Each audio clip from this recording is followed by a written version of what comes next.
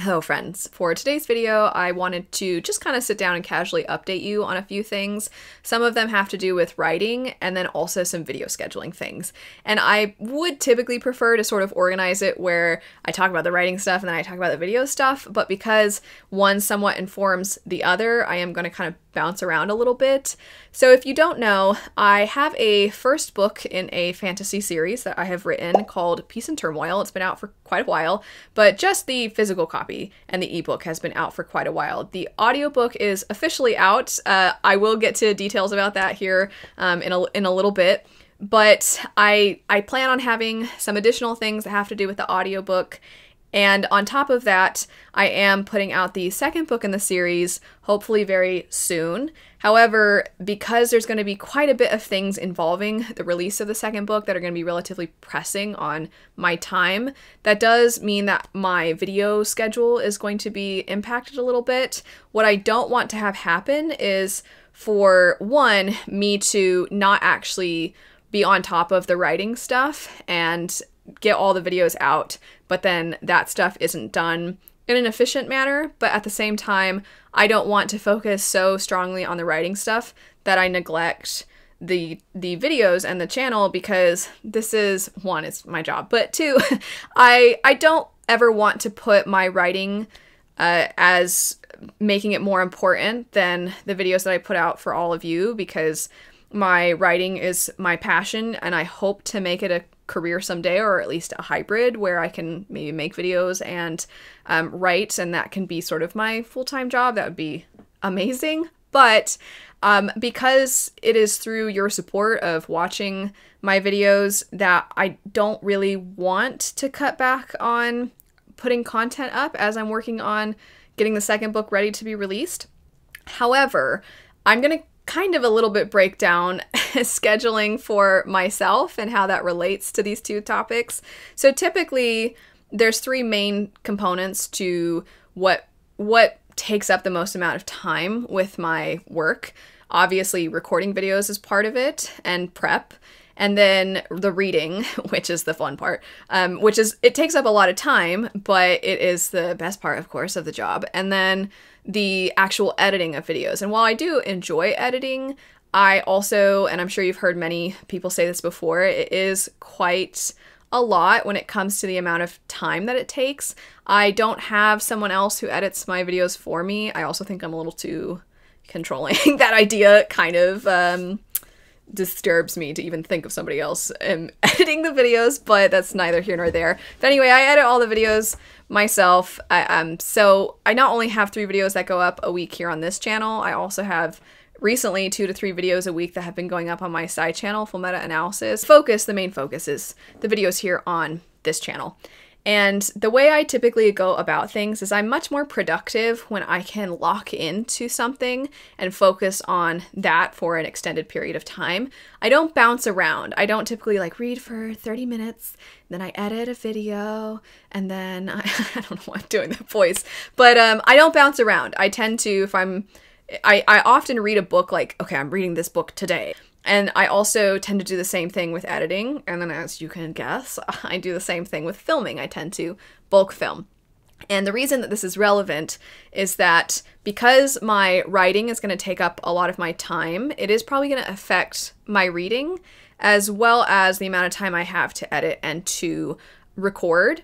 But something that is an easy thing that I kind of barely mentioned that I can sort of use as I can kind of cut a little bit here would be prep stuff. So part of the fun of end of the year style videos is that there is a sense of like, phew, and you kind of just go through all of your reading from the year and you do the like various different expected end of the year style of content. Because the prep time is already done with end of the year style videos, what my plan is to kind of incorporate end of the year style videos into my video schedule, where I have about maybe 1 a week as we kind of work our way into December and January. So as an example, things like series I plan to continue, or series I've completed, or series I'm DNFing, I'm probably going to have those mixed in with some of the other content that I put out. And I know that this is probably not that big of a deal, but it feels kind of weird for me to be putting that out as early as November, because in my head it's like end of December and maybe even into January videos. But if you see those videos popping up and it feels a little early, I just kind of wanted to give an explanation as to why, even though I really don't think most of you care that much. But I just figured I'd fill you in on those things. Also, if I do miss a video here and there, or if I take some time for Thanksgiving or, Christmas, or I don't know when this video is going up. So there's a part of me that's like, is this going to go up after Thanksgiving anyway? And I'll post something regardless. But the point is that I might let myself miss a couple uploads for the holidays, but we'll see. But if I do, the reason is just that I want to make sure I have time for the writing stuff. And with all that said, we'll jump into the writing things. Because I already mentioned that there is officially an audiobook that is now out for the first book, I'll go ahead and start with that. So there's an audiobook out now that you can listen to now for the first book, Peace and Turmoil. If you don't really know too much about the book or you've never heard me mention it, it is the first in an epic fantasy series. I would say the subgenre is political fantasy. So if you're not really a political fantasy person, probably not the book for you. It is multiple perspective. You do follow a number of characters who are primarily heirs to the given throne of their kingdom. However, a lot of them are facing various different issues within their individual kingdoms that are somewhat mixed with each other. And while everybody is trying to do what's best for themselves and their countries, sometimes what's best for one country is not what's best for another.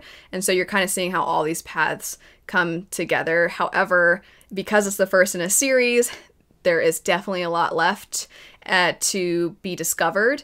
And I'm very excited about the second book. A lot of the themes within the second book, I think, really dig a lot deeper. And something that I always had as a goal with the series is that I wanted, when you first meet your cast of characters, it is relatively, I would say, an ensemble cast. But when you first meet them, you have your impressions of them, you understand them, you kind of understand their motivations. But similar to how actual human beings get to know each other, that same thing can be said of when you first meet someone, but then often the more you get to know them, the more your view of them can be changed. And I really wanted to have that sort of be matched within the writing itself. So within the second book, we really dig into the characters, which was very exciting for me. We also expand the world a lot more, and I'm very excited for people to get to see that, for those that are interested in it. I said I was going to focus on the audiobook though, so let's talk about that. The audiobook for the first one, the reason that I've kind of been hesitant, sorry, Luna's protesting that I'm still recording because I've been recording for a while, but the audiobook for the first one, it is available. Currently it's on Audible. I do not want it to only be available on Audible, and I did ensure that it's not an Audible exclusive. So I do hope to have it available through other audiobook streaming services. If you don't know, the reason a lot of indie authors often do Audible exclusives is because the difference in how much you make is pretty ridiculous, to be honest. If you commit to having your audiobook be only through Audible, then you get 40% of the royalties, whereas if you make it available through other streaming services, you only get 25%. And I did select that option because I want to make the audiobook available in as many places as possible. I know from a reader end that as somebody who I can't afford to buy every single book that I pick up a lot of new releases. I can't always afford to buy them when they're brand new. I can't always have everything be an audiobook credit through a service. So I do listen to a lot of audiobooks through the library. So I am hoping to eventually have it be available there. At the moment, I've checked a few other places and I do want to look into it a little bit more. But at the moment, it is available on Amazon, on Audible. So I hope to be able to have another update in the near future where I can say like, oh, it's on this app and it's on this app, but for now it is available there. If you are excited about the audiobook and you're not really a physical reader, then just a heads up that the physical copy has certain extras within it, one of which would be some artwork, and you are gonna miss having those additional extras. I do believe I have the ebook priced quite cheap through a lot of various retailers, so if you wanted to check that out just so you can see all the extras, then that'll I'll have links to the book itself. But also I wanted to mention on the topic of artwork that I do have artwork in the first book. It's sketched for the most part. I hired an individual who did the monster art and it's great. And also that same individual did chapter break art. So you know how a lot of times if there's a break, there's like a little squiggly, or sometimes it's just blank and there's nothing. So I wanted to do something that was kind of creative and also really helped place the reader into the setting. Because it's an epic fantasy, I wanted to, as much as possible, utilize the artistry that is a physical book to really add to that experience. So there are various different, as I said before, countries. And depending on which country you're in, the page break art is related to that country. So for example, there is a certain area which is known to have these bells that get rung whenever there's some kind of announcement, those sorts of things. And so it's kind of a staple within that area. And so you get this really beautiful bell that the artist did for when you're in that area. Another place, they have a serpent as kind of their country's imagery. And so whenever you're with a character in that area, you have the serpent, those sorts of things. And I am really excited because for the second book, there is an additional piece of art that is done for a new location that we're going to be getting into. There will be additional artwork that she's done that you'll get to see. I'm not going to share all of it yet. I do want to share some of the other artwork though for the book. I'm not going to have the final version of what the front cover looks like, meaning it is currently being worked on with the designer for the text and where the spine placement's going to be and everything. But I wanted to share the artwork, and what you're going to see on the screen is the front, the spine, into the back. So it's like the full image. If you were to, let's say you had a sleeve and you open it up, this would be what goes across the entirety of the book, which is why the dimensions don't look like portrait. It looks more like landscape.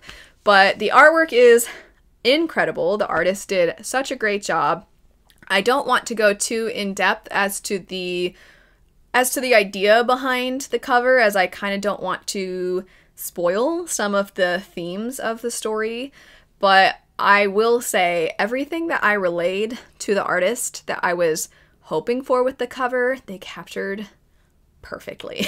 And one of these days, maybe I'll share the email exchange, maybe once the second book is out and you are curious with the idea behind the front cover and the imagery and everything, what it represents. At some point, maybe I'll share some of that. But the artwork is so good. It's so cool. And it's very unique as well. I know my first book, even though it is representative of things to do with the first book, its cover happened to come out around that time where it was sort of a trend for snakes to be on the cover, and I was like, ah, dang. But also as a joke, I was like, I started this trend, which I obviously didn't.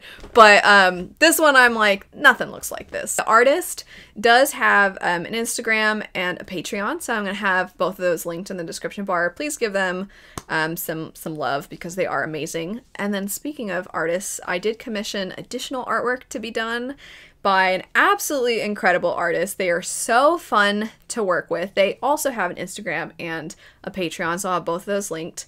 And I do want to say, if you are somebody who's quite spoiler sensitive, then maybe skip ahead. I'll have a timestamp, and you can choose to not look at this art.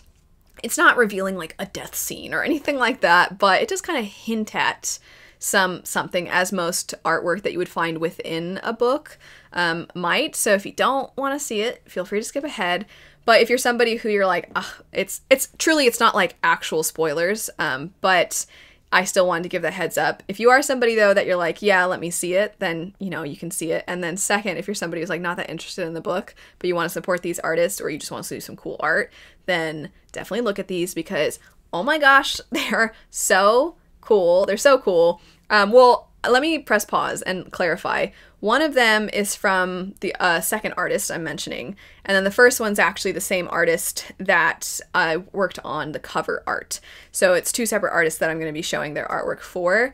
Incredible. They're absolutely amazing. Once again, captured what I don't know if anybody's ever had artwork commissioned, but you feel like a big goofball because you're like, can you make it so that like they're like standing and there's fire, and you just like, you feel so dumb when you're trying to describe it, and then they make this beautiful piece of art and you're like, oh my gosh. It feels like a miracle that they could figure out what you were saying and actually breathe life into it. And I can't speak about these things more highly. I can't praise them enough because they truly are wonderful. And speaking of things that are wonderful and tying this back to the audiobook, the narrator of the audiobook, he is so good. He was so thorough.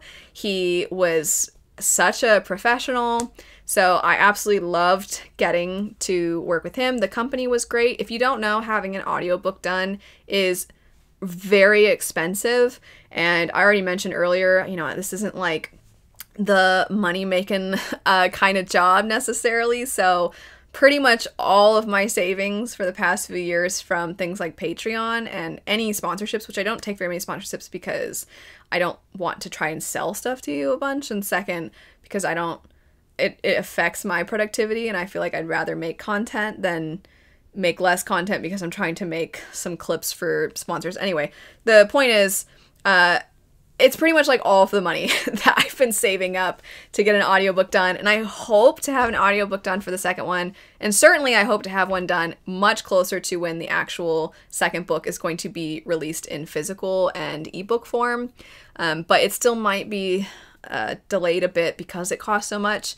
If you want to support me, you can always check out my Patreon. Every tier has access to all the same things because I just cannot bring myself to make the tiers where it's like excluding certain people. I know it's normal to have more for the higher tiers, but I'm like, I don't know, if somebody wants to support me but all they can give is $1, I don't want to exclude them. It just feels mean. My patrons are so nice. They definitely have the sweetest interactions over on Discord, and sometimes there's books that they vote on to buddy read, and then so sometimes I do vlogs, or I'll do like an in-depth discussion for a book that gets picked. Anyway, they're great and they're so nice. So if you're interested, they're wonderful. And anyway, so I'm really grateful to all of them because it is through their support, honestly, that I've been able to have an audiobook made, and it is kind of a bucket list moment. When I listened to the audiobook, it was quite a while ago, and I was just blown away because, like I said, the narrator is great. And I listen to a lot of audiobooks, and I gotta say, I feel like he's one of the best. He's so good. I'm so excited for those of you that check it out to get to hear him. He's incredible. As far as the release of the second book, for those that are interested, it's still a little up in the air. I don't want to commit to a date and then not be able to stick by it. And the reason that it's a little up in the air is because the time I'm filming this, I will be getting my manuscript back very, very soon. And then once I have that, I need to go through it, incorporate all of the edits from my editor. That's what I meant when I said I'll get the manuscript back.